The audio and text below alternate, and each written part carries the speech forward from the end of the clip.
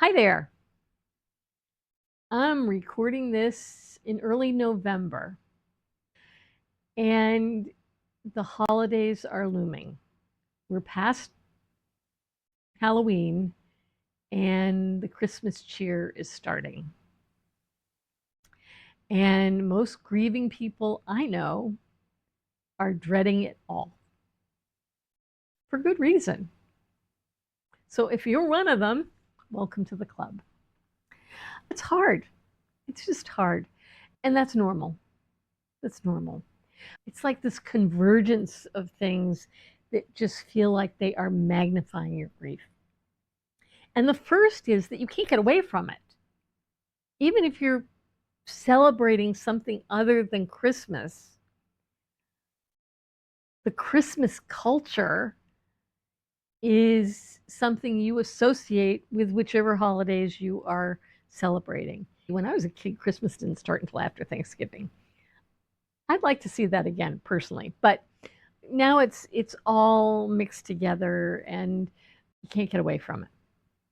It's in the ads, it's in the decorations, it's in the music in the stores. It's everywhere.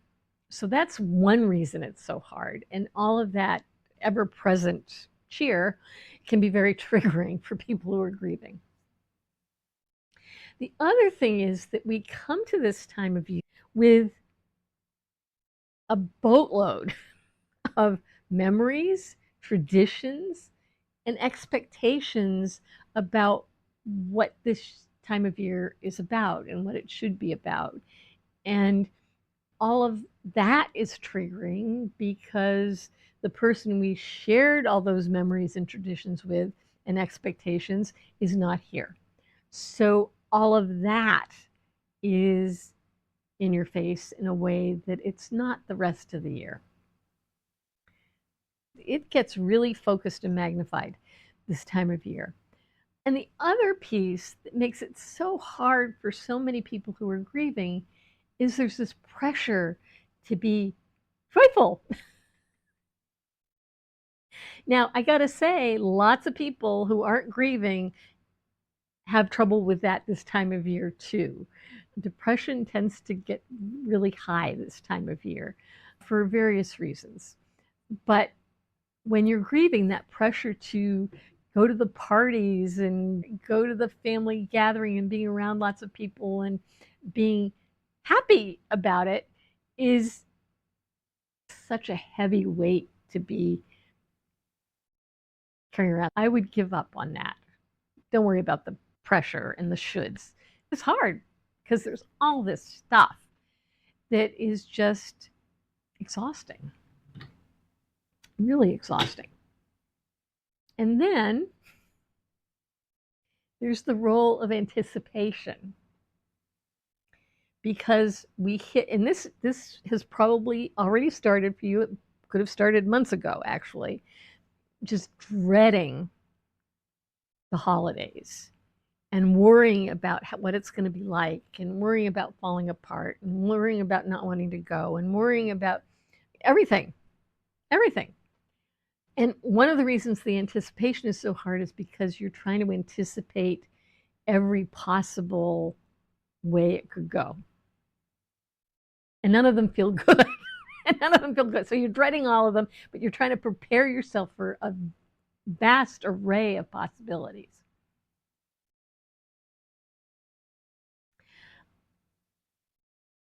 And only one of them is going to come true. And it might not even be one you're anticipating. Yeah, could be very different.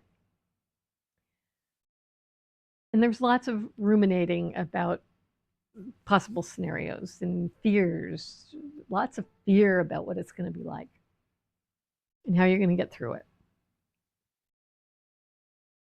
So here's what you need to do. Just like I recommend for any point in the grieving process, especially really early on, is to be incredibly selfish in the best possible way. Take really good care of yourself and don't get sucked into a lot of things that you don't want to do. It's okay to pass on them. So that's good, eating well and trying to sleep well and all of that, going for walks. So that's one. The other is to make a plan about what you really want to do. So think about it. Do you want to skip it? Do you want to do things the same? Do you want to make changes? What is it you want for that day? For example, if you had in the past, you did something Christmas Eve, you did something Christmas morning, and then you did something Christmas Day.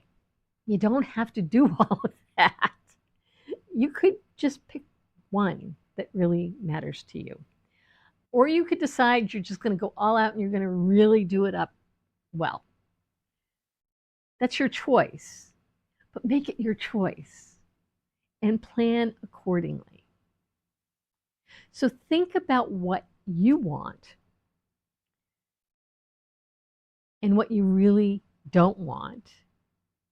Look at the things you might be willing to compromise on with your family. And then once you're clear about what you want, talk with your family about what they want. Give them the same kind of permission. This is going to be hard, and maybe we can't do it like we've always done it. How do we want to do this? We have options.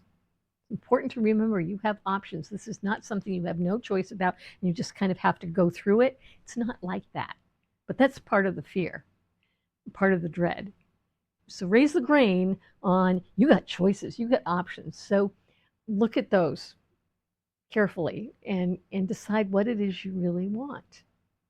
And one of those options is it's entirely okay to skip the whole damn thing, go on a cruise.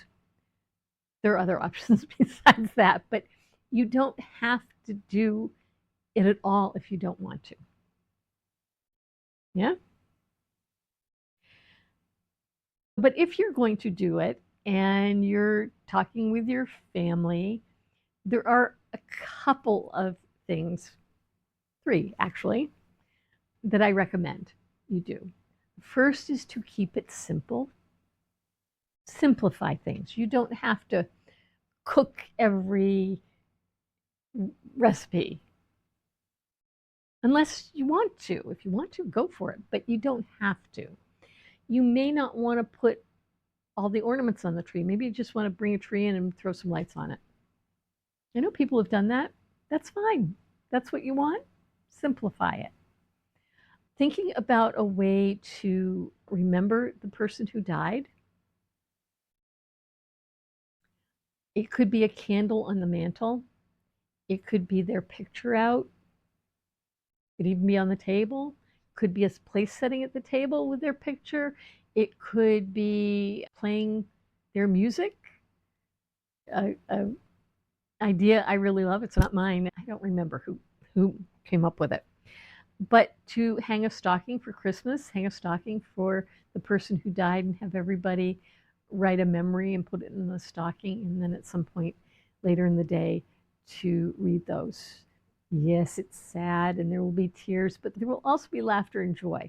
And I think it is really important to remember them and find a way to remember them. It doesn't have to be a big deal. It doesn't have to be a big deal, but something. Flowers. Just have flowers to remember them. Could be enough. So that's two. And the third one is to jettison the shoulds. Lighten up the pressure. The pressure is exhausting and it doesn't need to be there. Some of it's cultural, some of it's internal, a lot of it's internal. Some of it's external, some of it's thinking about what our person would want us to do.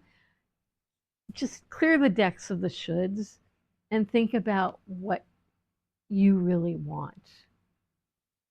And encourage your family members to do the same thing, to not feel like they have to do things that they may not really be up for.